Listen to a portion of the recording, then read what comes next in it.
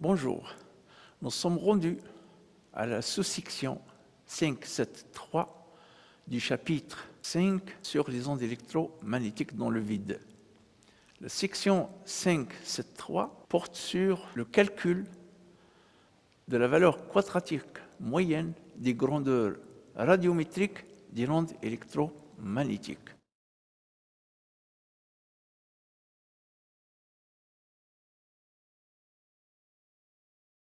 Section 5.7.3, moyenne temporelle des grandeurs radiométriques d'une onde électromagnétique. La fonction psi de u et de t est égale à psi m cosinus d'oméga t moins phi de u, avec phi de u si le vecteur d'onde k fois r plus le déphasage initial phi, de l'une quelconque des composantes du champ électromagnétique d'une OPPM varie en fonction du temps. Alors on le voit ici, il y a le temps qui apparaît.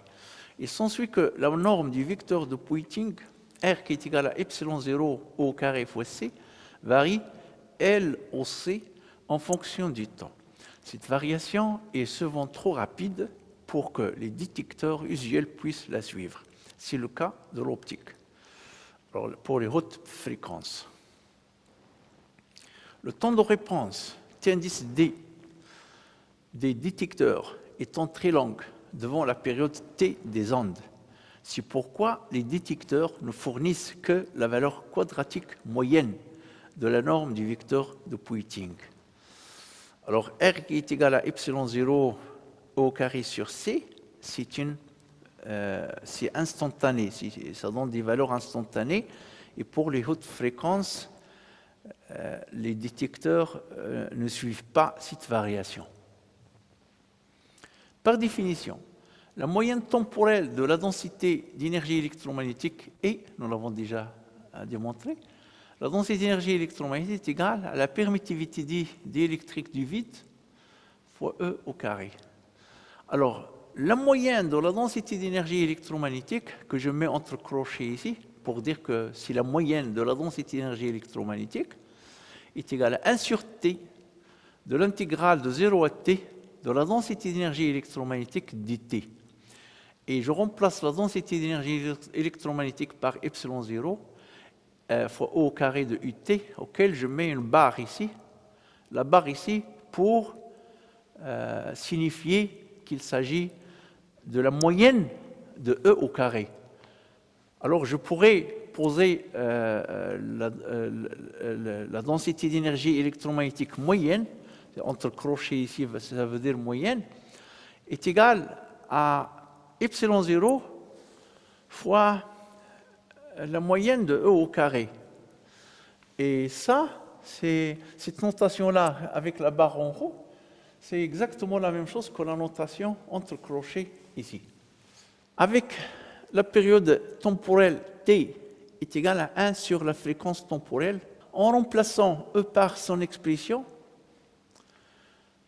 qui est donc EM cosinus d'oméga t moins phi, donc c'est cette expression-là ici, E de U de t est égal à 1 indice M de cosinus d'oméga t moins KR moins phi, avec KR plus phi, c'est phi de U.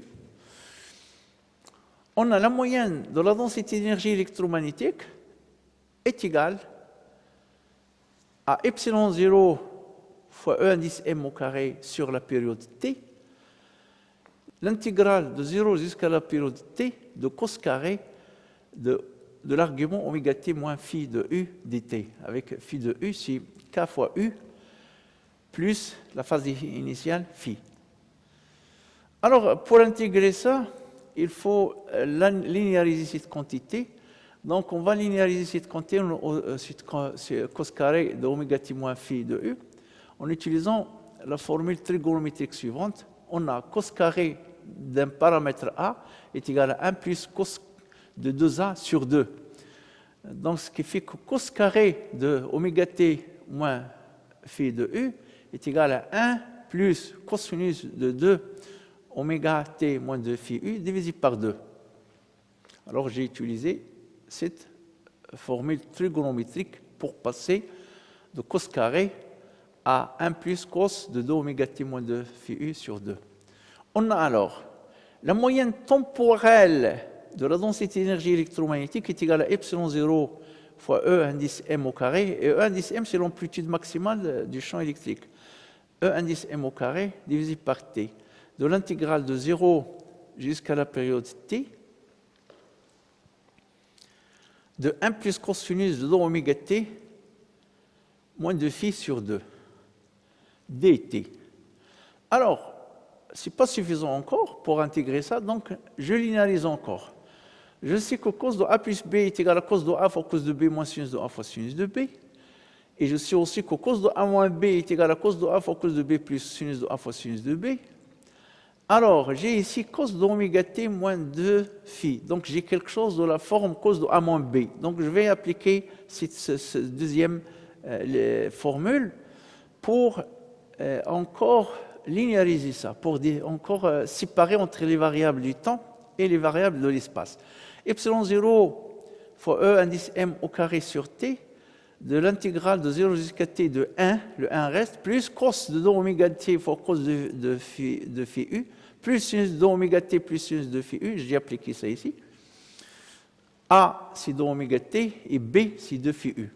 Et j'obtiens ça, divisé par 2, 2 ça reste, fois dt. Maintenant, je peux intégrer. La moyenne de la densité d'énergie électromagnétique est égale à epsilon 0 fois E indice m au carré sur 2t, facteur de l'intégrale de 0 jusqu'à t dt, alors dt c'est pour 1 ici, plus cosinus de 2 phi, cosinus de 2 phi ça va sortir, et j'intègre sur cosinus de oméga, le 2, le 1 demi ça sort, 1 demi ici ça sort, elle est là, cosinus de phi, l'intégrale de 0 jusqu'à t de cosinus de oméga dt, même chose pour le sinus. Je fais sortir le sinus de 2 phi u et j'intègre sur sinus de oméga t, c'est ce que j'ai fait ici. Alors sinus de 2 phi u de l'intégrale de 0 jusqu'à t de sinus de oméga t dt. Et ça ici est égal à epsilon 0 fois m au carré sur 2t, le taux en facteur de ces trois quantités que je viens d'intégrer maintenant. La primitive de ça, c'est t de 0 jusqu'à t. La primitive de ça, c'est cosinus de 2 phi sur 2 oméga, parce que cos, sa primitive, c'est sinus. De 0 jusqu'à t. Et la primitive de sinus, c'est moins cos. Alors, le signe moins ici, de sinus de phi de u sur 2 oméga, de 0 jusqu'à t.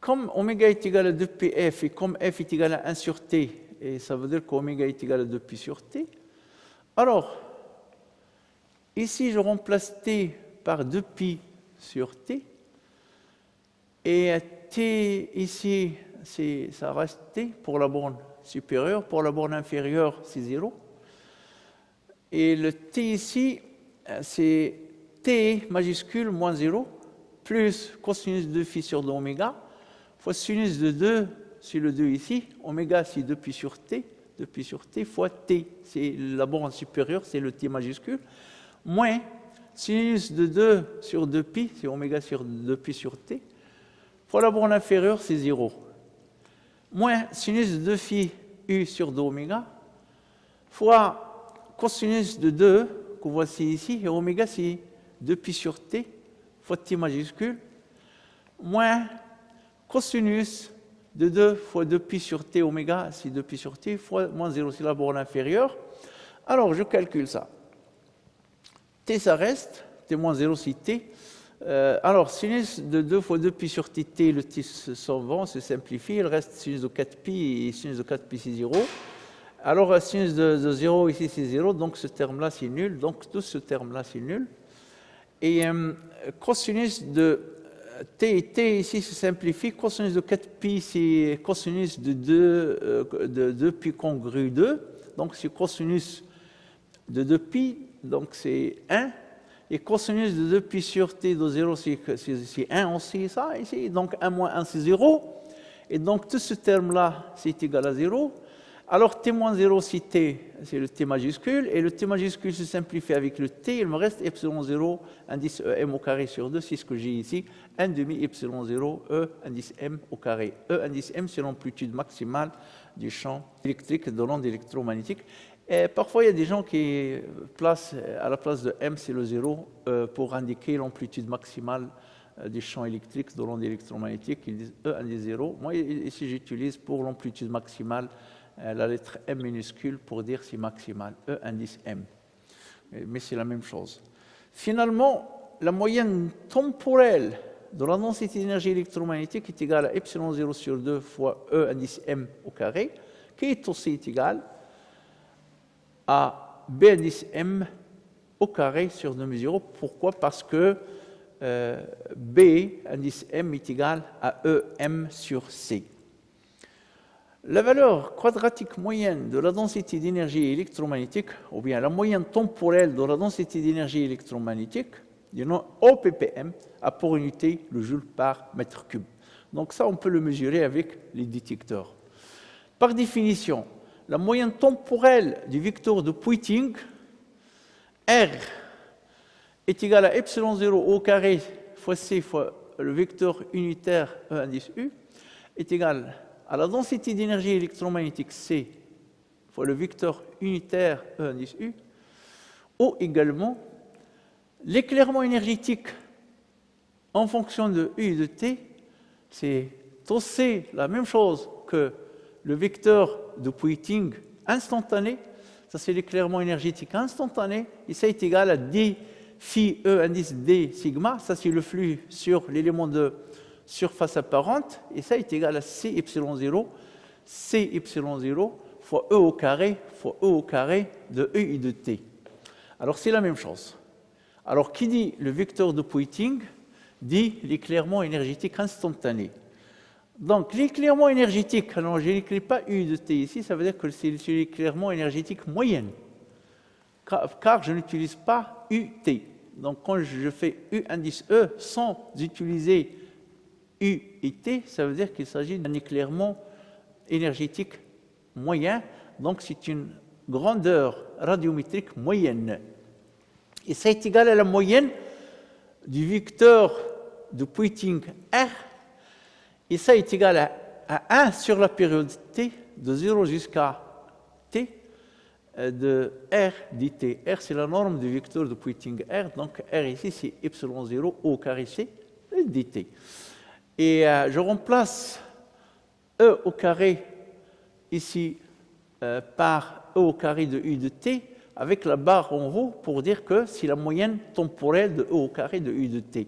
Epsilon 0 ici, le voici, et la vitesse de la lumière C ici, la voici.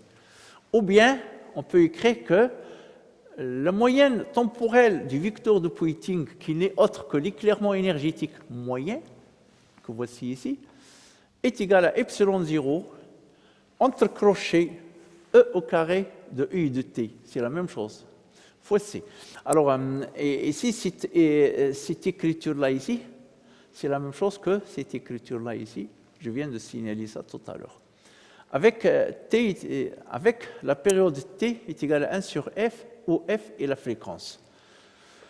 Comme la moyenne de la densité d'énergie électromagnétique est égale à 1 sur la période T, de l'intégrale de 0 jusqu'à T de la densité d'énergie électromagnétique dt, ça est égal à epsilon 0, la moyenne temporelle de E au carré de U de T, ou bien, ça s'écrit aussi que la moyenne temporelle de la densité d'énergie électromagnétique est égale à la permittivité du vide epsilon 0 fois la moyenne du champ électrique E au carré de U de T. Il vient l'éclairement énergétique moyen. Alors, j'ai dit, je n'utilise pas U de T, donc c'est moyen.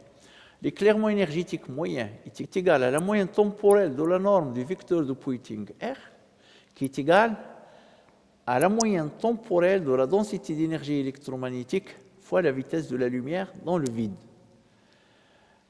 Alors, ça, c'est déjà calculé précédemment.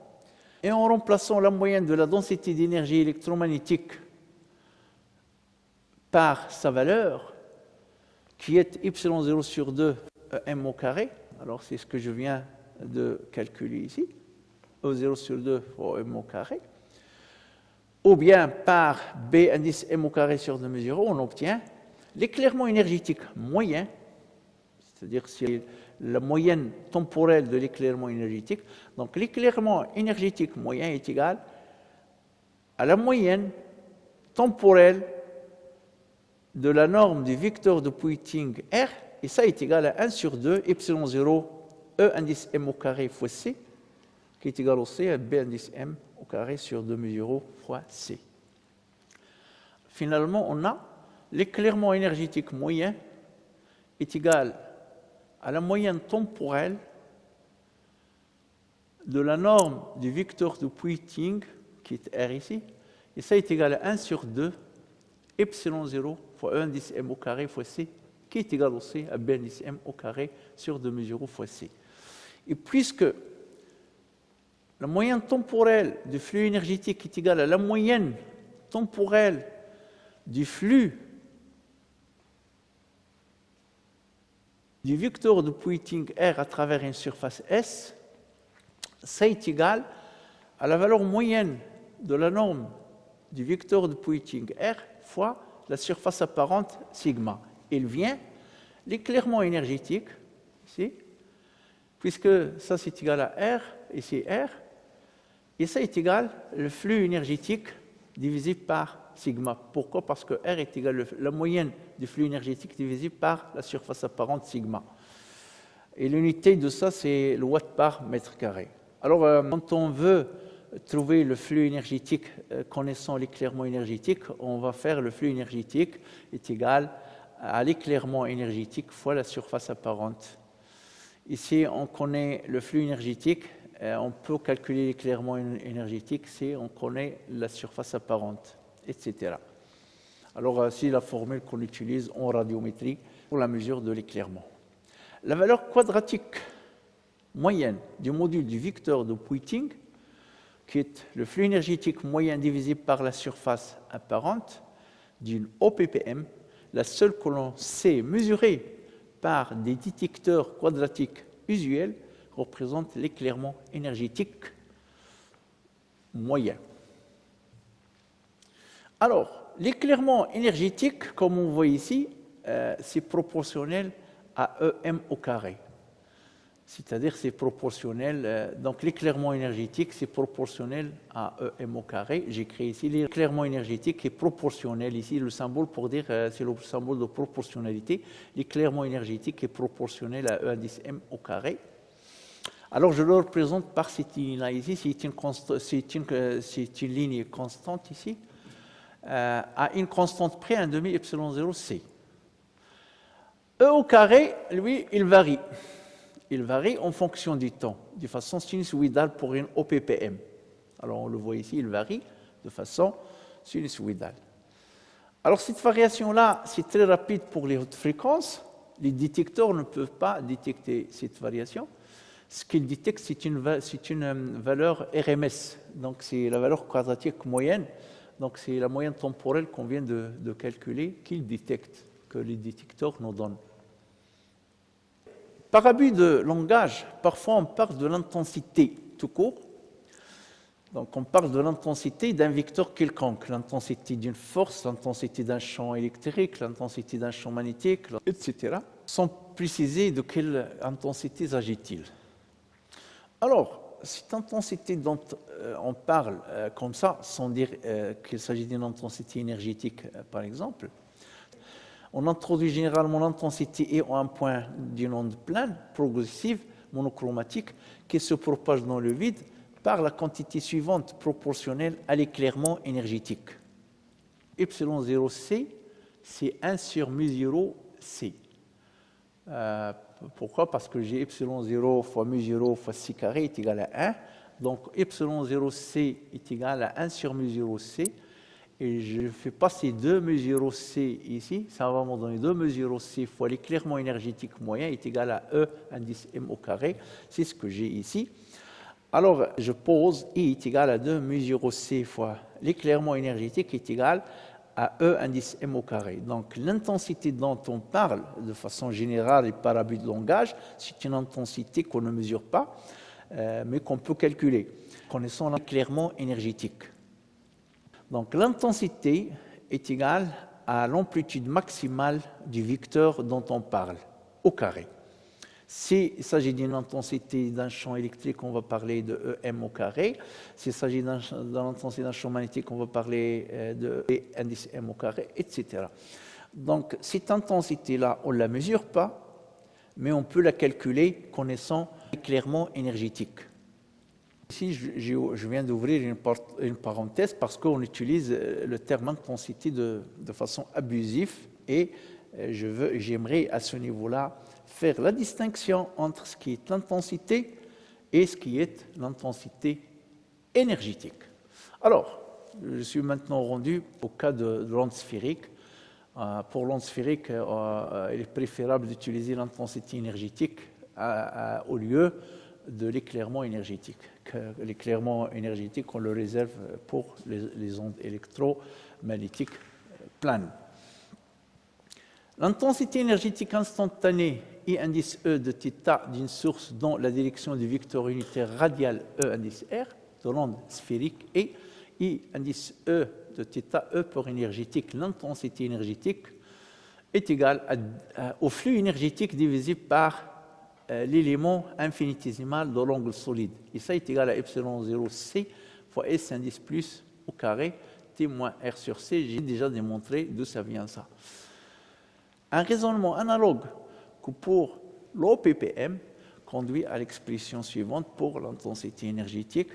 L'intensité énergétique est égale à la moyenne du flux énergétique divisé par l'angle solide, et ça est égal à S indice M au carré sur 2 mu 0 fois C. Il suffit de faire le même raisonnement que ce que j'ai fait pour l'onde plane, et on trouve cette expression-là ici. Ça, c'est l'intensité énergétique moyenne. Alors, c'est ce qu'on mesure avec les radiomètres. Si la source est isotrope ou omnidirectionnelle, alors il y a une source isotrope ou omnidirectionnelle, ça s'appelle aussi une source lambertienne. S'il émet la même intensité dans toutes les directions de l'espace à partir de la source. Donc l'intensité énergétique est égale à la moyenne temporelle de flux énergétique sur 4π, où la moyenne du flux énergétique est le flux énergétique moyen total. Alors le flux énergétique avec la barre ici en haut est le flux énergétique moyen total, la puissance moyenne totale émise par la source. Par ailleurs, son éclairement énergétique, E indice E, c'est l'éclairement énergétique moyen, dépend de la distance radiale. On écrit l'éclairement énergétique est égal à la puissance moyenne, c'est le flux énergétique moyen divisé par 4πr carré, avec 4πr carré, c'est la surface de 4 disques de rayon R, donc c'est la surface d'une sphère. Donc, plus la distance radiale R est grande, plus l'éclairement énergétique E indice E est faible, et vice-versa. Exemple, le Soleil. Le rayonnement émis par le Soleil arrive à la Terre après 8 minutes et 30 secondes. L'éclairement énergétique solaire hors atmosphère est de 1367 watts par mètre carré.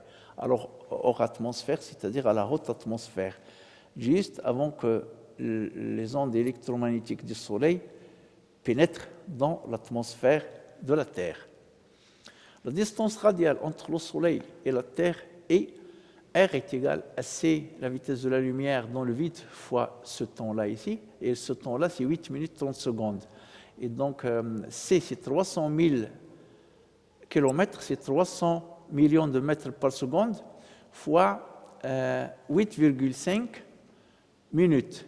8,30, c'est 0,5 minutes. 8,5 minutes, et la minute, c'est 60 secondes. Donc, c'est fois 8,5 fois 60 secondes, et ça nous donne à peu près 510. Ça nous donne 510 secondes.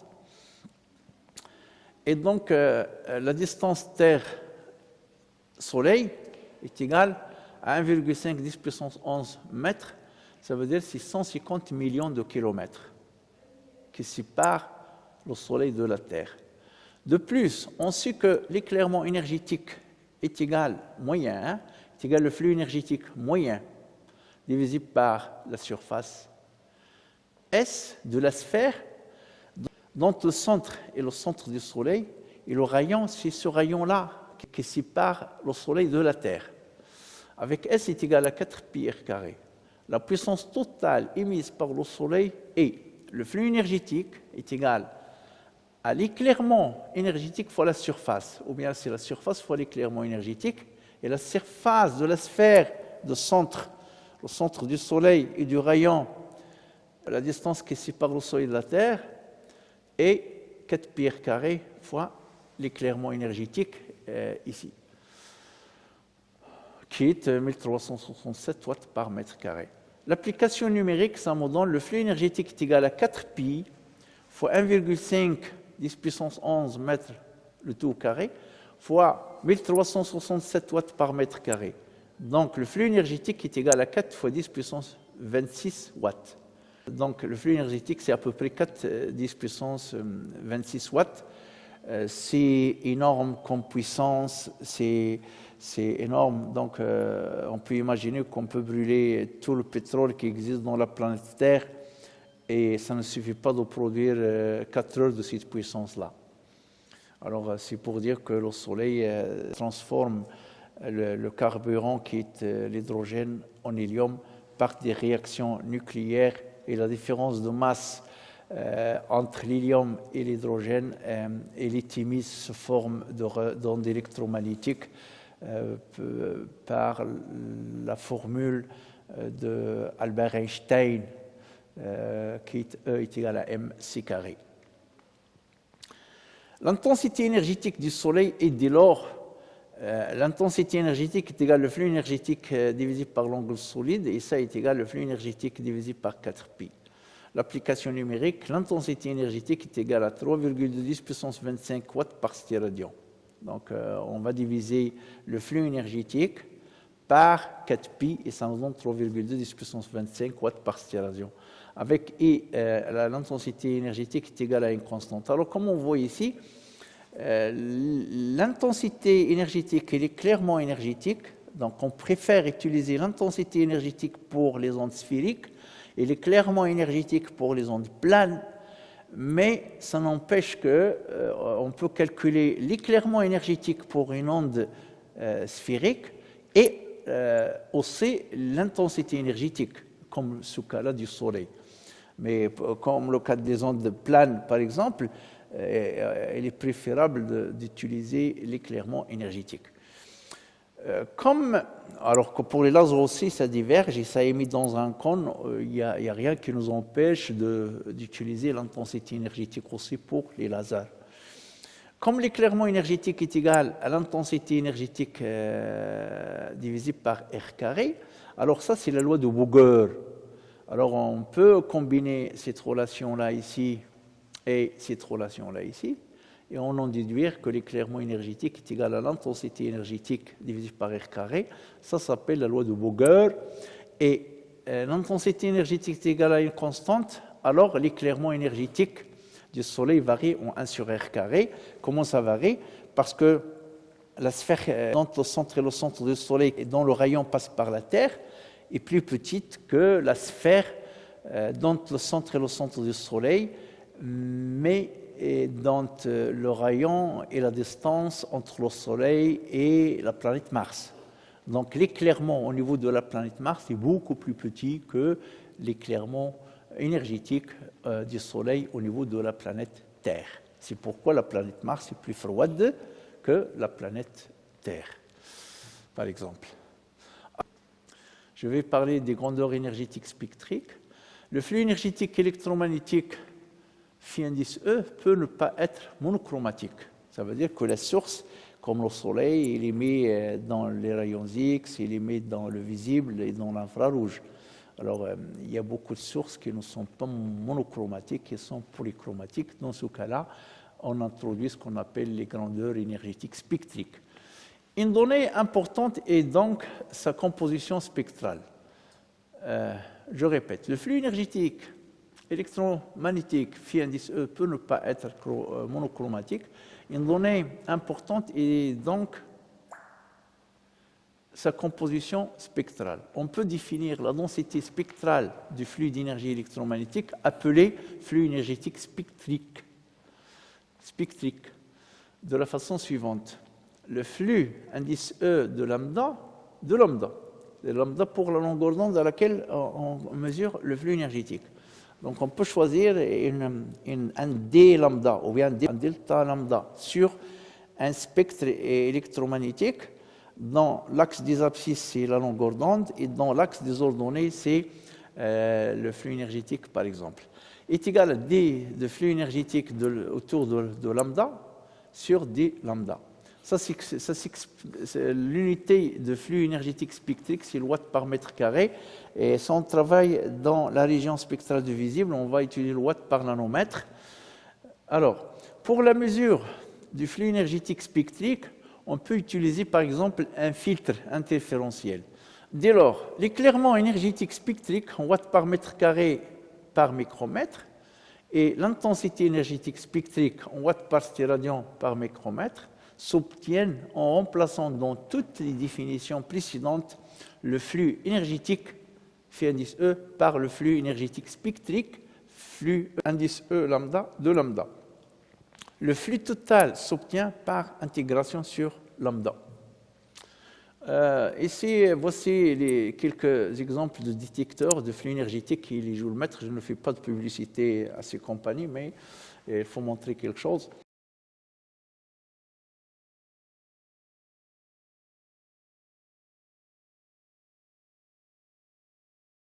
Alors ici, c'est un joule-mètre. Ça permet de mesurer les joules pour une source d'énergie. Et ici, c'est des détecteurs qui donnent des flux énergétiques, c'est la puissance optique. Ça, c'est des détecteurs qui fonctionnent dans la région du visible. C'est des détecteurs au silicium. Le détecteur, c'est juste ça ici. C'est à moins que 1 cm de côté. C'est très petit ici. Alors ici aussi, le détecteur, il est là, c'est vraiment 0,5. C'est moins que 0,5 mm, 0,5 cm de côté. Alors, le reste ici, c'est le boîtier, c'est les accessoires, c'est l'électronique du détecteur.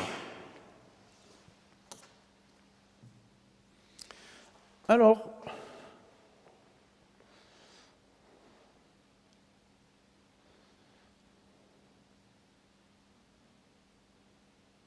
je viens d'introduire dans cette section les valeurs moyennes temporelles des grandeurs radiométriques, à savoir la densité d'énergie électromagnétique, le flux énergétique, l'éclairement énergétique et l'intensité énergétique.